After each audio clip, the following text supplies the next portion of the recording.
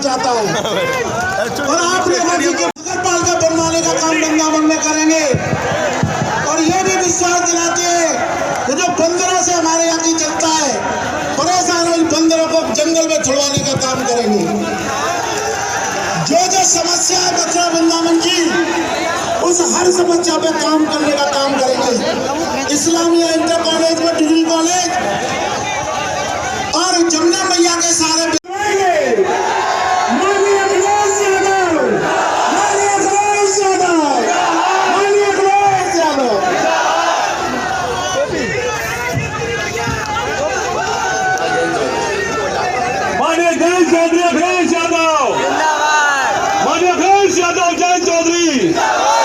Samajwadi party राज्य local, Samajwadi party राज्य local. मैं आमंत्रित करता हूं हमारे महबूब नेता, जन जन के नेता माननीय अखिलेश यादव जी, राष्ट्रीय अध्यक्ष समाजवादी पार्टी। आप लोग जोरदार तालियों से उनका इस्तकबाल कीजिए।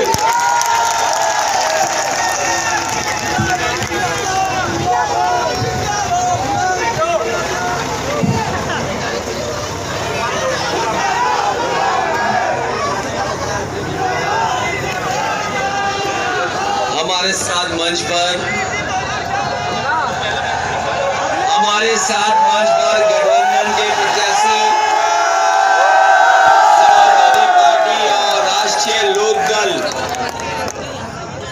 दोनों दलों के गठबंधन के प्रत्याशी देवेंद्र अग्रवाल जी मंच पर हमारे साथ इस रथ पर पूर्व में रहे समाजवादी पार्टी के प्रत्याशी अशोक अग्रवाल जी, मंच पर उपस्थित तनवीर अबरार साहब और दूसरे मंच पर उपस्थित सभी हमारे समाजवादी साथी और इस सभा में उपस्थित बड़ी संख्या में दोनों दलों के गठबंधन के सभी हमारे नेता पदाधिकारी, सभा में उपस्थित आदरणीय बुजुर्ग, माताएं, बहनें, नौजवान साथियों, पत्रकार बंधुओं, मैं सबसे पहले आप सबका धन्यवाद और आभार प्रकट करना चाहता हूं।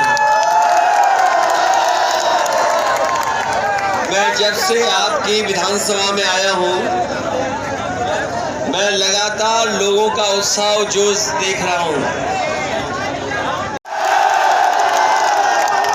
ऐतिहासिक जीत हमारे देवेंद्र अग्रवाल जी की होने जा रही है। मुझे याद है जब यहाँ पर अशोक अग्रवाल जी चुनाव लड़े थे, उस समय भी बड़ा ऐतिहासिक यहाँ के लोगों ने वोट डाला था। थोड़े से ही वोट से पीछे रह गए थे, लेकिन इस बार जब आरएलडी आपके साथ है तो जो 1500 वोट की भरपाई अब 15,000 वोटों से होने जा रही है। मथुरा और वृंदावन का नाम दुनिया में जाना जाता है। मथुरा और वृंदावन का नाम दुनिया में है। कोई ऐसा दुनिया में नहीं होगा जो भारत में और भारत का परिचय हो जिसके पास वो वृंदावन और मथुरा को न जानता। इधर आपने सुना होगा कि एक बहस अचानक छिड़ गई, चाहते थे, और फिर अयोध्या से चुनाव लड़ना चाहते थे, मन बना रहे थे प्रयागराज से भी चुनाव लड़ लेंगे। लेकिन देखो कैसी कृपा हुई कि उन्हें अपने घर जाना पड़ा, गोरखपुर में चुनाव लड़ना है।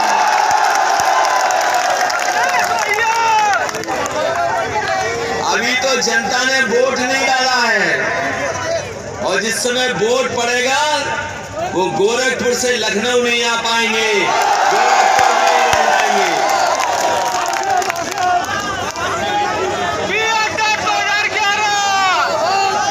और जहां तक मथुरा का सवाल है,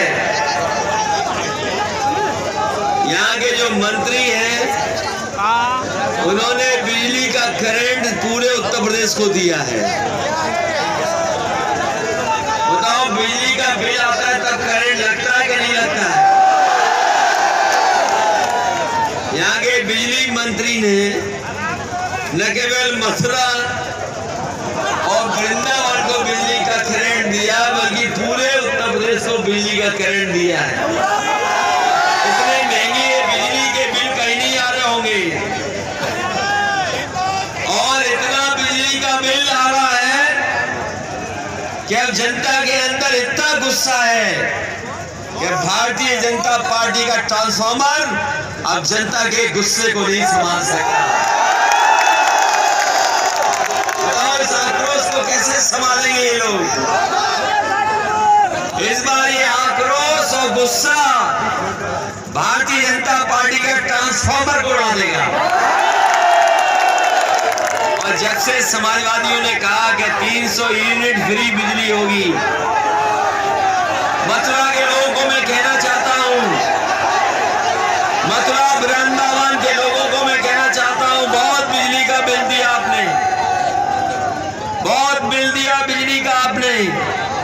इस बार समाजवादियों ने तय किया है कि घरेलू बिजली फ्री होगी। और जैसे ही समाजवादियों ने कहा कि बिजली का बिल 300 यूनिट का नहीं आएगा, बीजेपी के लोग कहने लगे कि हम भी बिजली का बिल आधा कर देंगे। बताओ कौन भरोसा करेगा इन पर। और अगर ये बिजली का बिल आधा करना चाहते हैं तो जनता को 4.5 साल जो पैसा वसूला है वो भी वापस कर दो।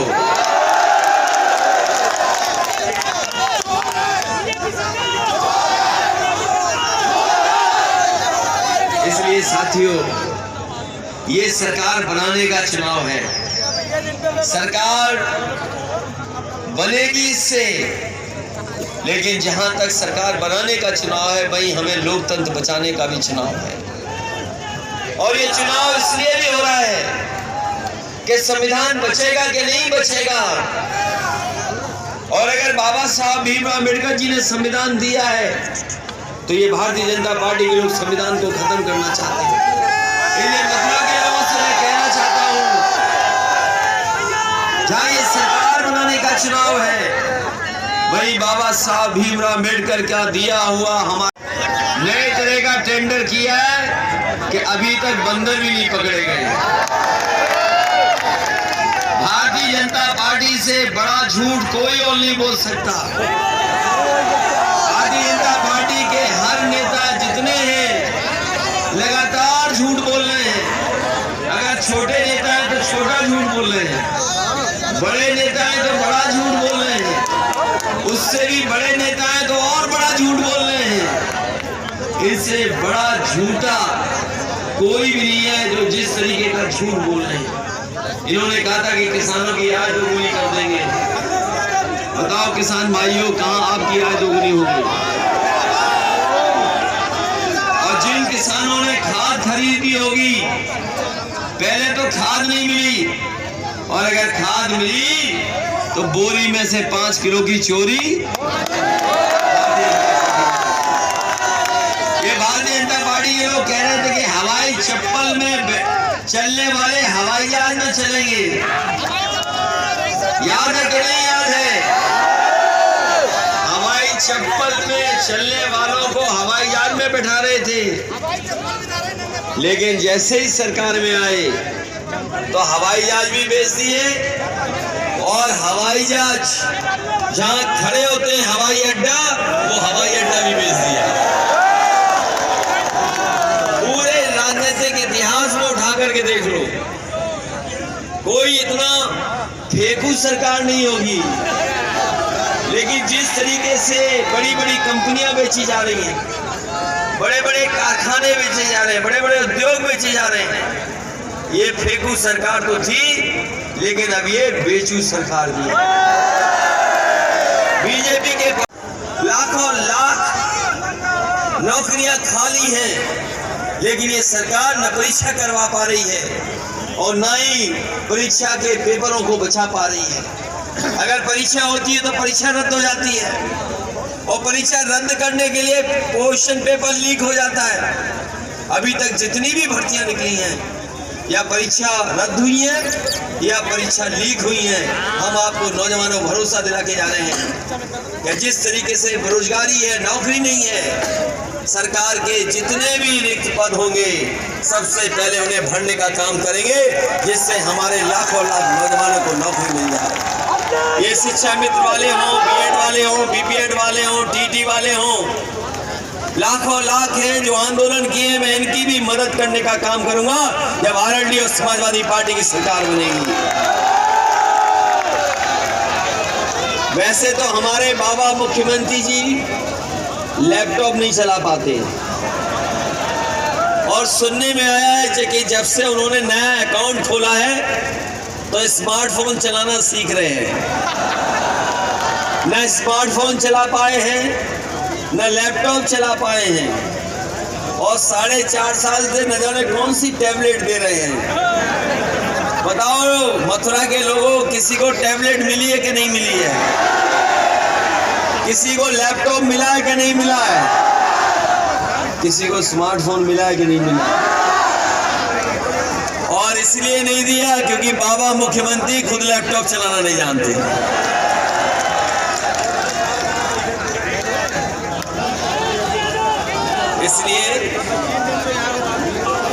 इसलिए मैं आपसे कहना चाहता हूं कि ये चुनाव उत्तर प्रदेश को बनाने का भी चुनाव है। मुझे याद है, बहुत सारे लोगों को इस बात का याद होगा कि जिस समय ये लोग सरकार में आना चाहते थे, इन्होंने कहा कि हम लोग गंगा मैया को साफ कर देंगे, गंगा मैया साफ हो जाएंगी। हमने देखा है कि क्या दुर्दशा है यमुना नदी की। कोई परवाह नहीं, 2 सरकारें डबल इंजन की, 2 बार केंद्र सरकार बन गई, लेकिन अभी भी तक यमुना नदी की सफाई सरकार नहीं करा पाई। हमारी जितनी नदियां हैं सब गंदी हैं, सब मार दी, और जो लाखों लाख रुपया आया, करोड़ों करोड़ों रुपया आया इसके लिए, वो सब उत्तर प्रदेश की सरकार ने बर्बाद कर दिया। जिस तरीके से पानी बह जाता है उसी तरीके से सब नदियों का पानी जो सफाई के लिए आया था पैसा, सबका सब बहा दिया। आज जब आरएलडी साथ है हमारे तो ये घबरा गए हैं। जिस समय आरएलडी साथ आ गई समाजवादियों के, वो घबरा गए कि आरएलडी कैसे आ गई इनके साथ। अभी तक तो हमारे लिए बुरा भला कहते थे, लेकिन अब तो आरएलडी के लिए भी बुरा भला कह रहे हैं। कहते हैं कि समाजवादी लोग आरएलडी का साथ छोड़ देंगे, लेकिन हम कह के जा रहे हैं, समाजवादी लोग जब हाथ मिला लेते हैं और साथ खड़ा कर लेते हैं तो चाहे कुछ हो जाए, समाजवादी लोग नहीं छोड़ते। समाजवादियों ने साथ लिया आरएलडी का, तो आरएलडी का साथ नहीं छोड़ेंगे। और इसीलिए भारतीय जनता पार्टी के लोगों की भाषा बदल गई है। आज भाषा बदल चुकी है, भाषा बदल चुकी है, और ऐसी भाषा जो कोई इस्तेमाल नहीं करता, न कोई बोलता है। हमारे मुख्यमंत्री की तो कमाल की भाषा है, कह रहे हैं कि हम गर्मी निकाल देंगे। पता नहीं उन्हें क्यों, और पता नहीं क्यों सर्दी में पसीने आ रहे उनको। वो इसलिए पसीना आ रहा है क्योंकि जनता इस बार उन्हें सीधे गोरखपुर पहुंचाने वाली है। और अपने मुख्यमंत्री जी से कहना चाहते हैं, बाबा मुख्यमंत्री कुछ जानते नहीं हैं। अगर कुछ जानते होते तो गर्मी निकालने की बात नहीं करते। गर्मी निकालने की मशीन तो हमें पता है कौन सी है। क्या बाबा मुख्यमंत्री कंप्रेसर है क्या? अरे फ्रिज में जो लगा रहता है, जो सर्दी लाता है, क्या कंप्रेसर ही होता है ना? तो क्या हमारे बाबा मुख्यमंत्री कंप्रेसर है? इसलिए इस चुनाव में अपना चुनाव समझना। और मैं आपको भरोसा दिलाता हूं कि समाजवादियों ने हमेशा विकास किया है। आज जो महंगाई है, चाहे वो डीजल की हो, पेट्रोल की हो, चाहे आपके बिजली के बिल की हो, लगातार भारतीय जनता पार्टी ने महंगाई बढ़ाई है। सुना है भारतीय जनता पार्टी के लोग अब डोर टू डोर कैंपेन कर रहे हैं, घर घर जाकर के कैंपेन कर रहे हैं। हम आपके माध्यम से निवेदन करना चाहते हैं जनता से कि अगर भारतीय जनता पार्टी के लोग आए तो घर में रखा हुआ लास्ट सिलेंडर इनको दिखा दें कि बताओ 14 में क्या कीमत थी, 17 में क्या कीमत थी, तो आज खाली पड़े सिलेंडर हैं।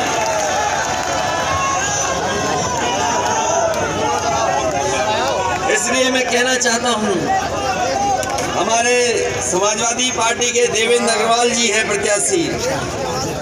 जिस समय समाजवादी सरकार थी बड़े पैमाने पे काम हुए थे, चाहे वो वृंदावन हो, मथुरा हो, सड़कों से जोड़ने का काम हो, समाजवादी पार्टी के लोगों ने लगातार काम किया है। और समाजवादी पार्टी विकास के रास्ते पे मथुरा और वृंदावन को आगे ले जाना चाहती है। जहां हम 300 यूनिट फ्री बिजली देंगे, वहीं हम अपने पुरानी पेंशन को भी बहाल करने का काम करेंगे। जिस तरीके से पुराने सरकार में नौजवानों को लैपटॉप दिया था, कोई मोहल्ला ऐसा नहीं होगा जिसमें समाजवादी सरकार के समय किसी न किसी बच्चे को लैपटॉप नहीं मिला हो। समाजवादी पार्टी ने लैपटॉप बांट के दिखा दिया था। समाजवादी लोगों ने एम्बुलेंस चलाई थी।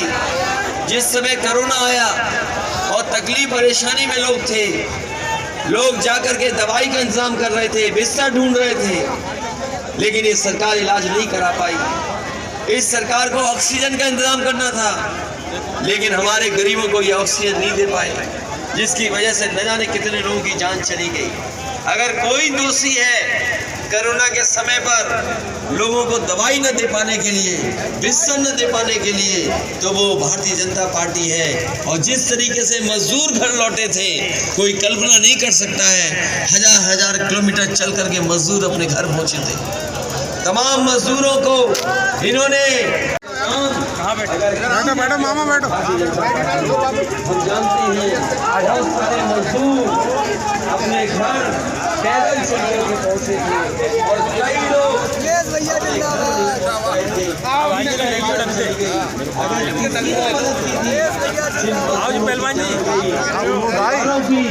समाजवादी पार्टी के लोगों ने उनके परिवारों की मदद करने का काम किया।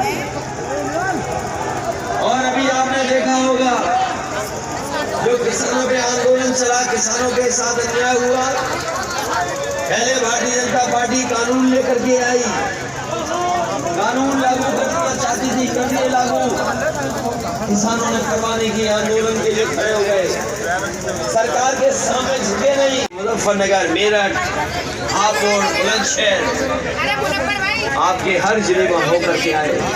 कल आगरा में कार्यक्रम किए, अभी मार्च में कार्यक्रम किया। इतना ऐतिहासिक समर्थन कभी नहीं मिला होगा जितना गठबंधन को दिलाते हैं जो वृंदावन में रहते होंगे।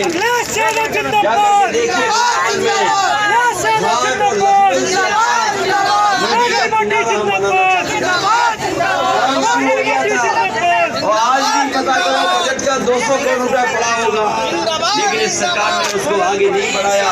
आज यमुना नदी वैसी की वैसी है, घाट वैसे की वैसे हैं। मैं आपको भरोसा दिला के जा रहा हूँ, समाजवादियों की सरकार बनेगी तो लखनऊ से अच्छा नदी का किनारा अगर कहीं बह सकती है तो मथुरा के अंदर भी यमुना साफ बहेगी। उसका इंतजाम अगर कोई करेगा तो समाजवादी लोग कर करके दिखाएंगे। समाजवादी सरकार थी तो महाराजा अग्रसेन और भगवान परशुराम जयंती के दिन छुट्टी होती थी। पता नहीं हमारे बाबा जी कितना काम करते हैं छुट्टी। सुना है धुआं उड़ाने से नींद नहीं आती है। 24 घंटे काम करते हैं, इसीलिए इतनी बेरोजगारी है। 24 घंटे काम करते, ये 24 घंटा काम करने वाले मुख्यमंत्री जी ने जो छुट्टियां छीनी हैं। अग्रवाल समाज के लोग हमेशा चाहते थे कि महाराजा अग्रसेन जयंती के दिन छुट्टी हो, तो समाजवादी सरकार बनने के बाद महाराजा अग्रसेन की जयंती के दिन छुट्टी होगी और भगवान परशुराम जयंती जिस दिन होगी उस दिन भी छुट्टी होगी। उनके सम्मान में छुट्टी करने का काम करेंगे। देनी पड़ेगी तो व्यापारियों के लिए सुरक्षा देने का काम करेंगे। और साथ ही साथ अभी 100 नंबर 112 जो हो गया है, उसकी गाड़ियां बहुत बड़ी संख्या में थी। इस सरकार ने कोई नई गाड़ी नहीं खरीदी। अगर सुरक्षा व्यवस्था के लिए हमें गाड़ियां बढ़ानी पड़ी, हमारे अपने व्यापारियों के लिए 100 नंबर में 112 में अगर कोई नई व्यवस्था करनी पड़ी अपनी बहन बेटियों की सुरक्षा के लिए और व्यापारियों की सुरक्षा के लिए, तो अलग से उनके लिए गाड़ी देने का काम भी समाजवादी सरकार में होगा। सुना है बंदरों का